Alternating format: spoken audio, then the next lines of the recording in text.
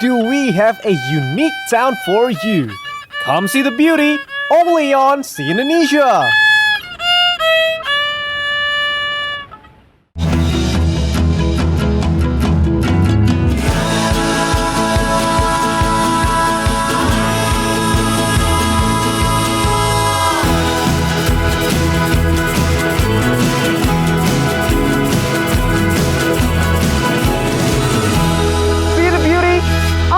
See Indonesia.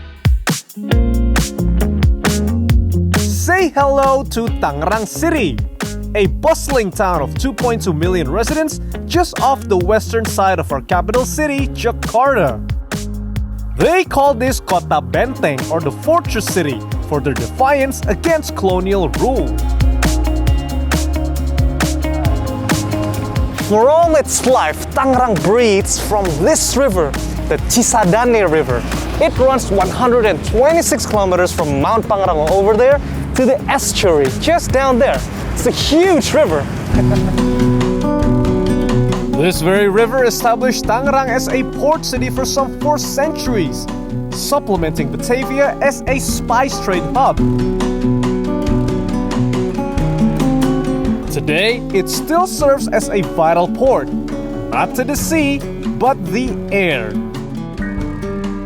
Yes, Tangerang hosts Jakarta's Soekarno-Hatta International Airport that serves more than 40 million passengers a year. And its existence has triggered a rapid urban growth over the past 40 years. Welcome to Tangerang!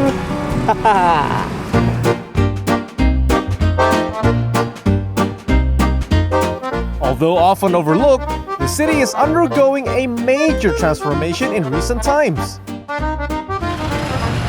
And it's a positive improvement. Take Kampung Berkelir, Tangerang's rainbow village. This was a rather less desirable residential area until 2018. They revamped it, made it all clean and grammable. Check it out. Permisi Bu, nyun sewu. Pak, pagi. Halo, Dek. It looks better from the top.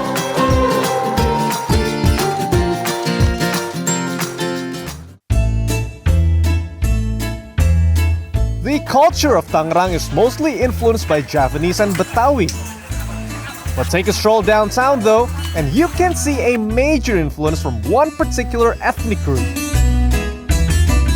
Look at these ornaments, they're so beautiful. And you know what ethnic group this came from? That's right! There's a strong Chinese heritage here, dating back to the massive exodus from old Batavia in the mid-1700s due to violent segregation.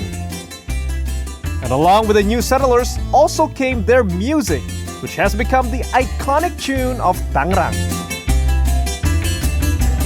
That's beautiful. This is a residential area of mostly Chinese descent, and they have made a name for themselves for one particular musical instrument. Welcome to Kampung Tahyan. You're listening to Dayung Sampan, Banten's traditional song played on a Tahyan. Iya, kalau ada ruwet-ruwet tuh, saya gosok ini hilang. Meet Un Sing Yong, or locals know him as Mpek Goyong. At 70 years old, this man is Tangerang's last Tahyan player and maker. An instrument that sings cultural assimilation with every note.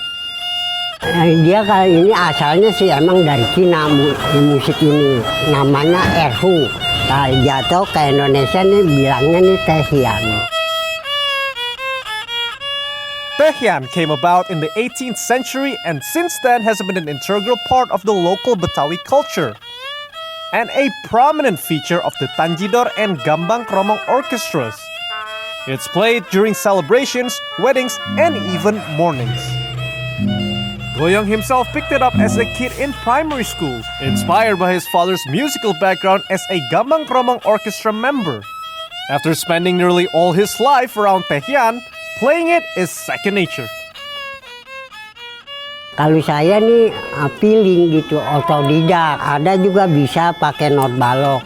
Kalau saya nggak usah pakai itu, saya langsung dia nyanyi, saya langsung. Ya. Oh, how Goyong's face lights up when he plays. Goyong then started making the instruments in 1974, all from recycled materials. Alright, let's take you through how it's made. Leftover wood is carved and sanded to make the neck and the bow, while smaller cuts make the tuning pegs. Meanwhile, coconut shells are picked carefully, usually just from the river. It's cut out to make the sound box, and therefore, this is the most crucial part. Itu yang sulitnya bagian batok ya. Kan itu batok itu kan mengandung suara supaya bagus.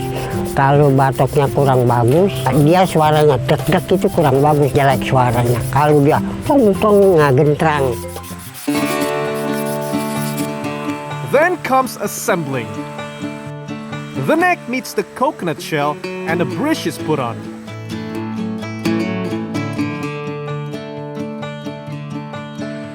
Using standard guitar strings numbers 1 and 2, they're tied to the tuning pegs. And the bow, here's a stroke of improvisation. It's stringed with fishing lines. And there you have it. Nowadays, Goyong can make up to 10 Tahyans a month, selling them at 200 to 300,000 rupiah each. It is this talent that rewarded Goyong with travels across the country and even abroad as far as Australia.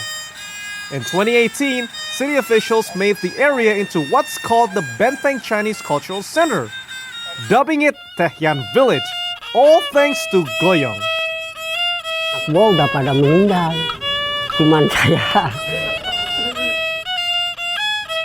Believing the fate of Tangerang's Tahyan heritage rests on his shoulders, he has taught 2 of his sons to continue. But as long as he's around, Goyong won't stop bringing joy with every stroke of his Tahyan. Iya, rasanya saya seneng gitu. Dari hati. Hati ya. Saya lagu itu seneng gitu.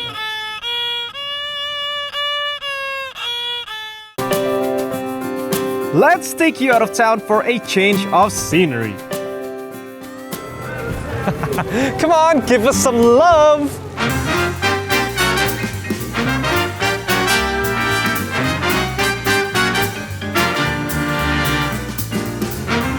That is actually a beautiful view, but it is a blazing hot day. I get just the thing to cool down. This. You like my ride, by the way?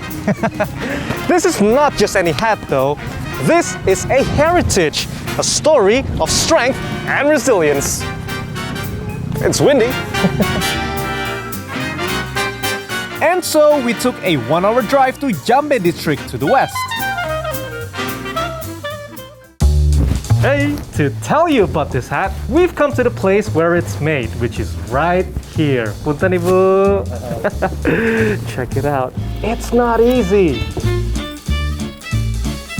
So, that hat I was wearing is a bamboo hat. A long, unsung fashion icon of Tangerang. Ini adalah generasi ketiga. Dari tahun 1800, abad 19, yang sepuh-sepuh sudah tidak ada. Nah, tapi kita masih ada regenerasi yang mau melestarikan. Meet Agus Hasanuddin, the man spearheading the preservation of bamboo hats. To him, this is an extraordinary piece of local handicraft that tells a lot about Banten's natural wealth. Ternyata memang masyarakat ini memiliki ekonomi kecil di lingkungan keluarga sebagai penghasil tambahan untuk ditukarkan dengan beras, minyak sayur untuk memenuhi kebutuhan hidup. From the 1800s to the early 1900s, Tangerang produced bamboo hats for export to Europe and the US. In the country, these hats were notoriously worn by the KNIL troops made up of Indonesian soldiers serving under the Dutch command. With their signature green hats, you don't want to mess with guys wearing those. Post-independence, bamboo hats fell out of favor to leather. This is where Agus and his mates come in to try and bring back an iconic heritage fashion since 2010. Dari satu bahan batang bambu, itu dijual hanya dapat beberapa rupiah. Tapi setelah menjadikan sebuah ekonomi kreatif atau topi, itu nilainya bisa 50 kali lipat. Today, bamboo crafters still number up to 3,000 strong, so reinventing the products is a blessing. And they sure have been kind enough to show us how they're made. It starts out with a 6-month-old bamboo that has been dried for a day. These are cut up and peeled. Right, now this is a very crucial part of bamboo weaving, the peeling of the bamboo. Coba lihat Pak. Now, you peel it this thin. Now, if you think that's thin enough, you're still gonna divide this into two to make it this thin. Now, that's what I call skills. No machines, just hands. These paper-thin strands are then weaved starting from the centerpiece. This is what makes it a signature Tangerang handicraft. It's that shape right there. That's gonna be put in the middle of the hat, which takes shape of a flower. Locals know this as mimitan. Rata-rata untuk membuat seperti ini belum ada di buku nih.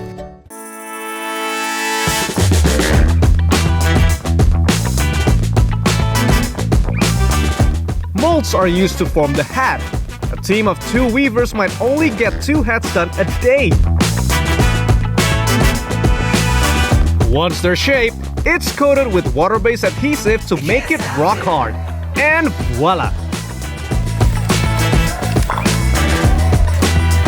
Let's see the collection. Check this out. The traditional hat made modern. Good, right? Right, and then there is the more adventurous ones, like the baseball cap. You can wear this every day. And then there's this one. Wow! A 1.5 meter long hat. Dare I say, you're not gonna need an umbrella anymore. You can fit your wife and girlfriend and your kid right here, and it'll be a romantic day. That is huge.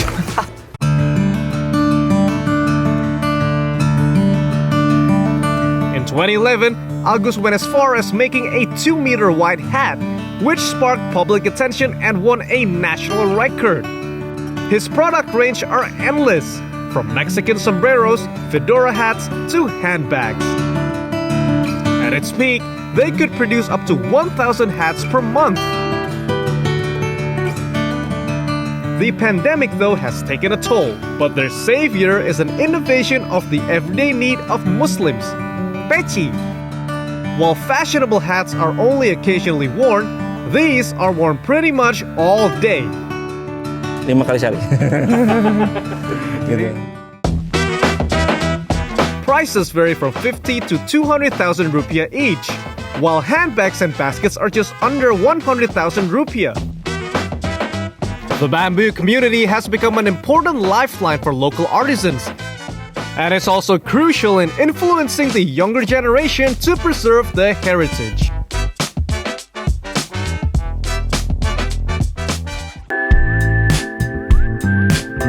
Tangerang is one densely packed city. But try moving a little outside though, and witness green flatlands welcome you. Not the prettiest sight, but there might just be a hidden gem right here. Just keep an ear for tips from locals. Shh! Godzilla lives here. Don't make a sound.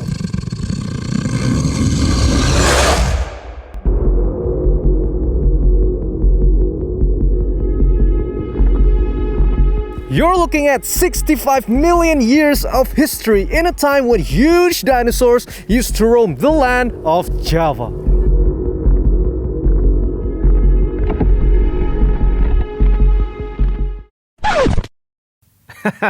Call me cringy, but this place really blew us away. Welcome to Tebing Koja or Koja Canyons. better known locally as the Godzilla Canyon. Godzilla, Godzilla. So the story is they found a very valuable mineral in this area. So what they did was they sent a nuclear weapon and all the lizards became Godzilla. Wow. Just kidding. You see, actually this whole area was a mine. They mined this. A special sand that they can use for construction. See, they hand chiseled all of this until they hit hard rock and they stopped, forming these little islands in the middle, which is so exotic. Sorry for the killjoy. This is actually an abandoned mine that closed down in 2017. Soon after, vegetation started making their comeback. This has captured the imagination of photographers with this wildly out-of-this-world landscape. It's no surprise that the place is a favorite for landscape shots, pre-weds, and anyone seeking a wild nature vibe like us. Say hi to the owner of this barren land, Gojira-san! Yup, that's where they got the name Godzilla, from this rock formation that seems like something clawing its way out. The scenery only gets more dramatic when seen from the waters. Let's take a boat ride.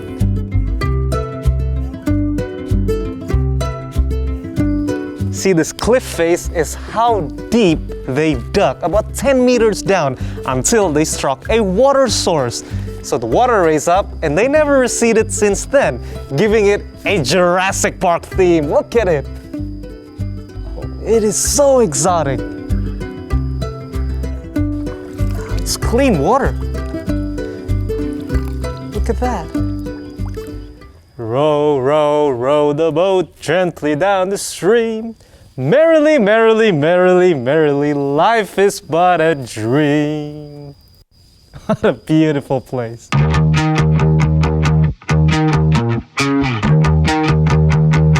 Whew, nothing like a young coconut to cool down a hot day. Oh, that's delicious. A wide variety of photo spots will surely fill up your memory card soon enough. Now, the other part was Godzilla. This is where the baby T-Rexes stay. Woo! Almost there. The T-Rex den. What a scenery this is, and it's not hard to get to. It does take a while though, about 2 hours drive from Jakarta. Or you can be a little more adventurous, grab your bike and hop on a commuter train, then the ride is only about 5 kilometers. Entrance is just at 5,000 rupiah per person. Come as early as you can and you might just catch the best light. Oh, and do bring a camera and blast away.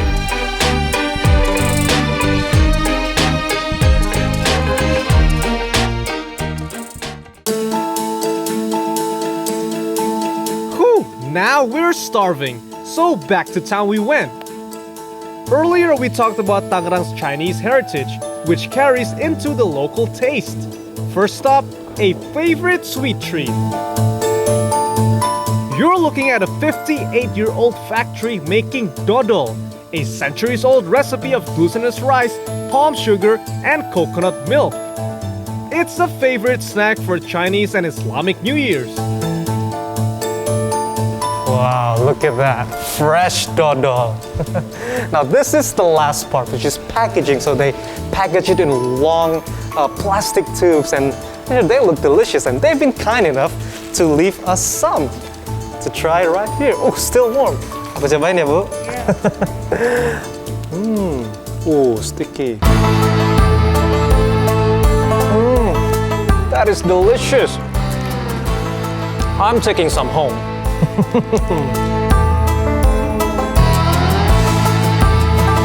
People at home gonna love this.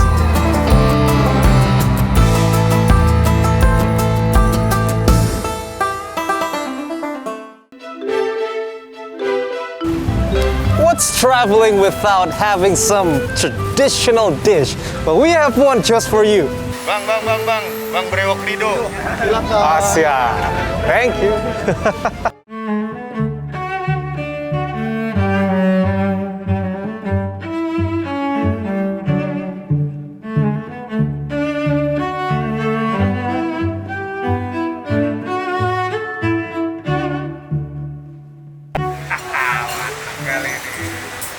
Thank you, Bang.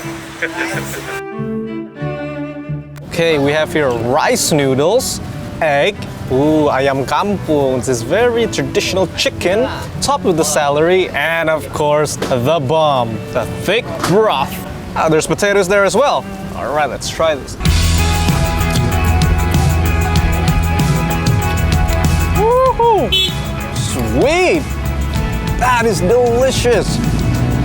That is a lot of flavor on one scoop.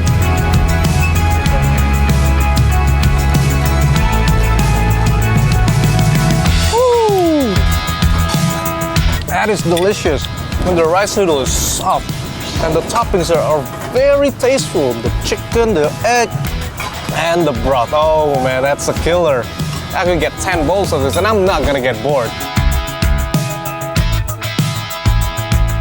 So that is Tangerang, a city with a multitude of heritages that are often overlooked, but with a spirit of resilience that carries on until this day. Tangerang is here to impress you.